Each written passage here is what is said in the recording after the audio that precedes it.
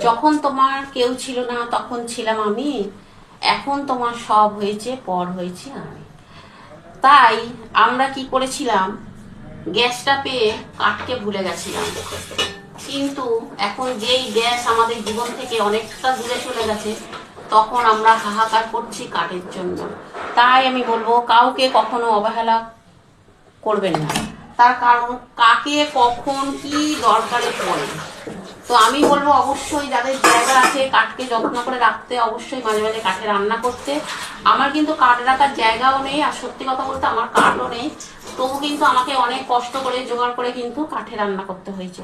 তাই আমি বলবো, মানুষ বলো, কাঠ বলো, কোনো পুরনো জিনিস বলো, অবহেলা করা ঠিক না। একদিন পুরনো জিনিসও কিন্তু এইভাবেই কোনো কাজে না কোনো কাজে লাগবে। তো আমার এই ভিডিওটা কেমন লাগলো তোমরা কমেন্টে জানিও। ভালো লাগলে একটা লাইক করো, কমেন্ট করো, আর পাশে থেকো। টাটা।